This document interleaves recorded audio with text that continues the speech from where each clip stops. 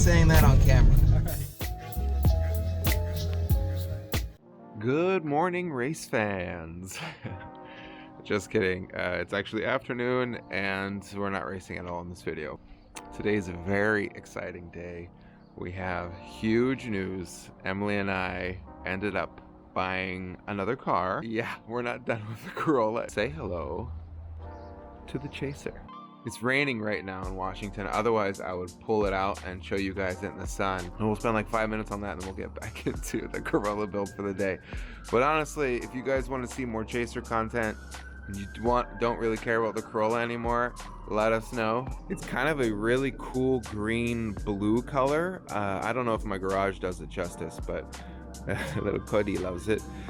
It has the factory version 2.0 or version 2 body kit, aero kit on it, original headlights, and it is in absolutely immaculate condition. No dents, no blemishes in the paint, and the best part of all is no rust. It's really hard to find them this clean, so we found one this clean, and it didn't matter that it had the auto because Toyota still sells the factory transmissions. You can buy them, and so we'll just do ourselves a swap.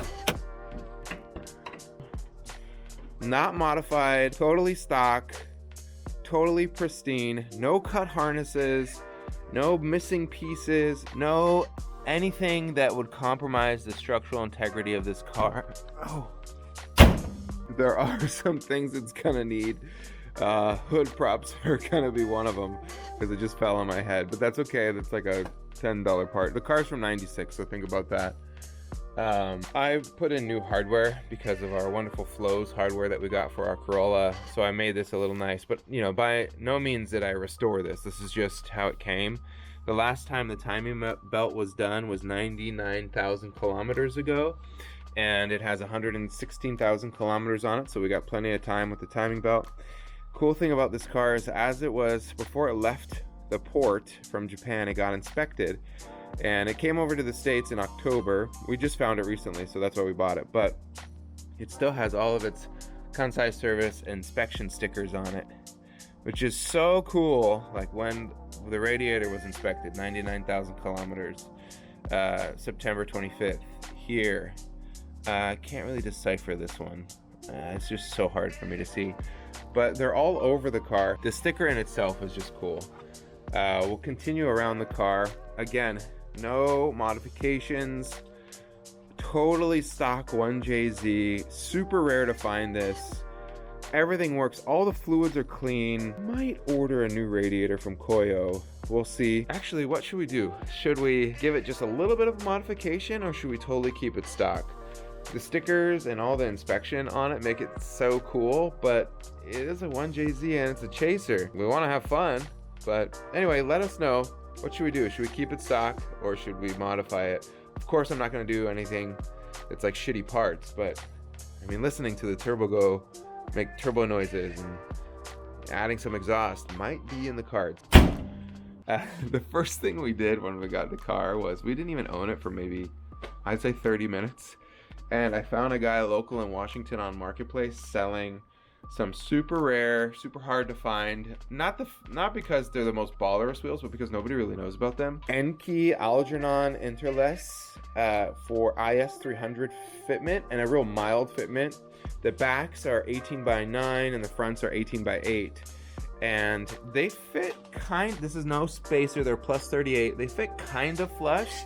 And this is kind of like a cool everyday driver fitment, not stance boys or anything. And so I wanted the car to look cool. I didn't want to have stock wheels on it, but I didn't want it to be like ruining the fenders or ruining the anything inside the wheel wells, because the car is so nice. If you look, you can see the wheel wells here are not chewed up. The fenders are still intact. They're not baconed. They're not wavy. They're not scratched. They're perfect. Even inside the wheel well, it's all perfect. And so we went and we swapped out a mild spec of wheels to these. They were not rebarreled. They were direct from Japan. The person who had them before us had them for 3 years, and he kept them pristine on his IS300s, so we made him an offer, and they're ours now. But what I think I'm gonna do is the front has like a 2-inch lip and the rear has like a 3-inch lip. And so I think I'm gonna take the rears and move them to the front, and then take the fronts and rebarrel them myself and add a 4-inch lip. And so those come back here and those go up here. Save me some money and then give me the fitment I want. You can see this will really fill out the wheel well in the front. It'll make the car look super rad. And then also, you know, all the fenders in here are still perfect. They're not rolled, they're not chewed up. So I don't want to go super stance boy on it. And so with all that, we said, hey, we have to buy this thing. And we did. It's actually, the sun just came out right now, so maybe we'll pull it out and I'll show you guys what it has on the inside.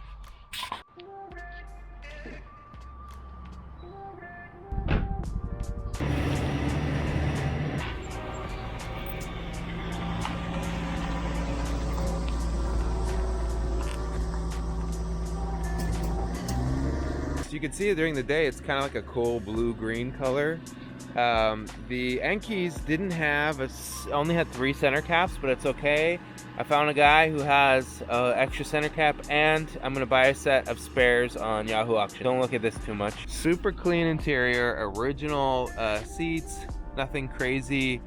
The thing that really bothers me about it, like the one blemish, is that the trim doesn't match. Like the center shift area has carbon, but the rest has black. But that's okay. There's only like 1 or 2 blemishes with the car. Everything works. Sunroof works. Gauges work. 114 km, 114,000 km. We'll go to the back. Here.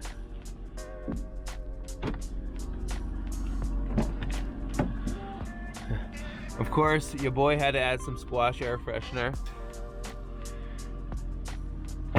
And of course, no rust, no chewed up fenders. None of that.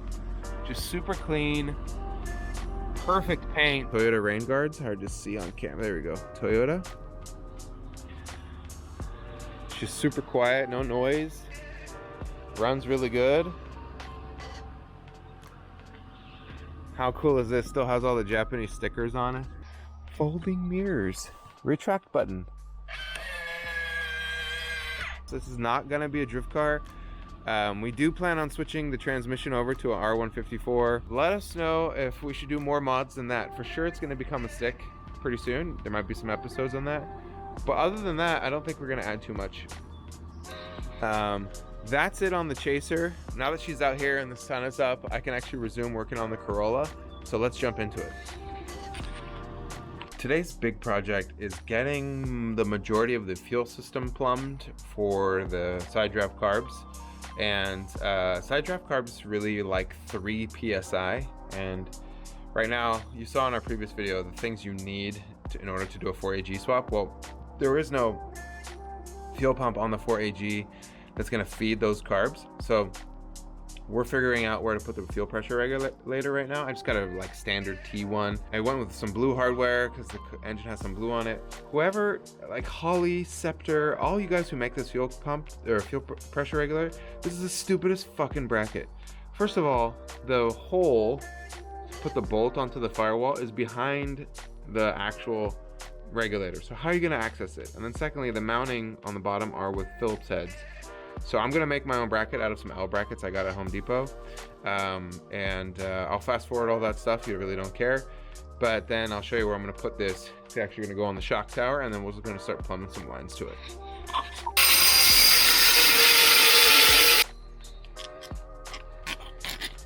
I'm not a fabricator by any means, but these should do just fine. I raised the position of the fuel pressure regulator just a little bit, and all I need is a little bracket to do that. Fuel pressure regulator goes in one hole, bracket goes against the strut tower brace, and I think we're gonna be good to go. I don't want raw metal to be exposed on the car, so we're gonna hit it with some chassis paint, and we'll put her on. There, we got the fuel pressure regulator location set, and before anything gets to the fuel pressure regulator, this is the inlet.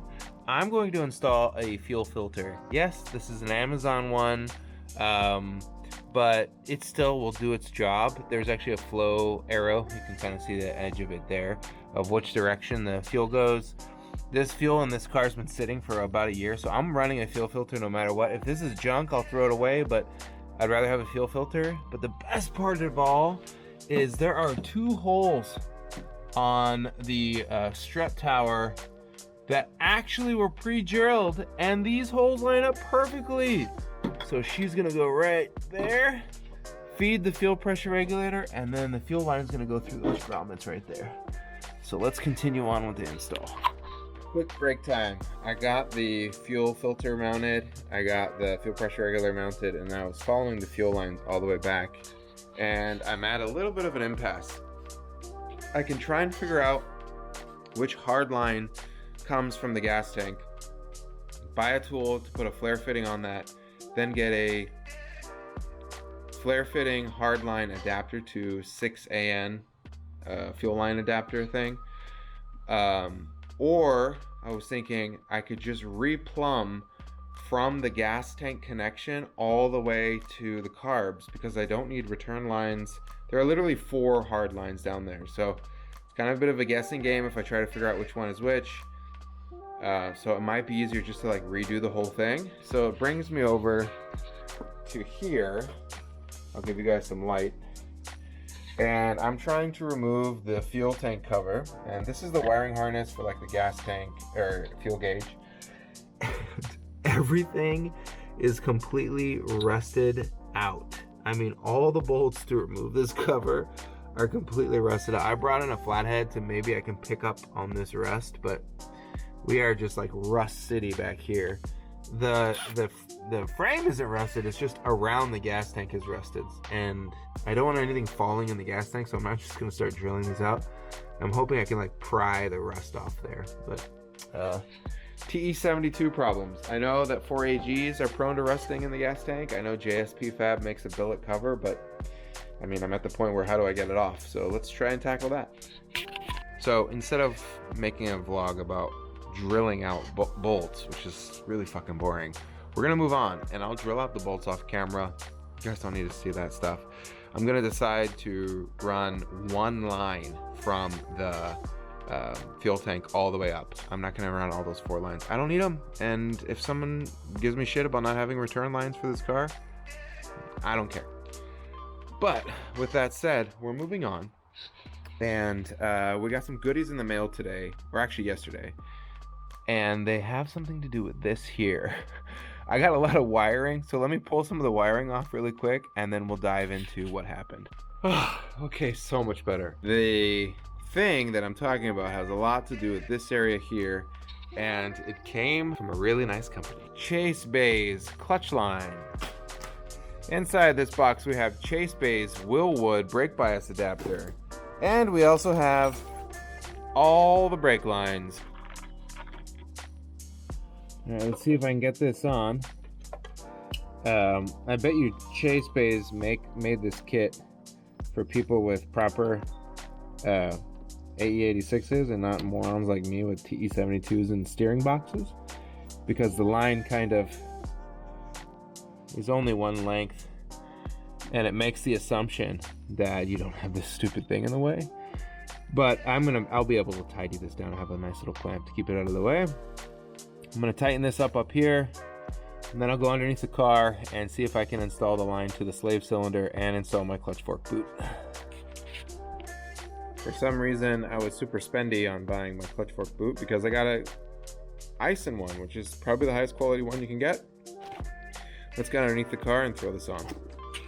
Slave cylinder in, clutch fork boot in, and the Chase Bay's clutch line is hooked up. Pro tip, you could use these little, I think these are called cushion pipe clamps, and they have just the right size opening for your firewall, and you can put the clutch line in this nice isolated clamp, and then it'll keep it nice and tidy against your firewall. So I'm gonna secure the clutch line with these real quick, and then any other loose line, even some wiring harnesses, I'll probably use these, and I love how they're insulated.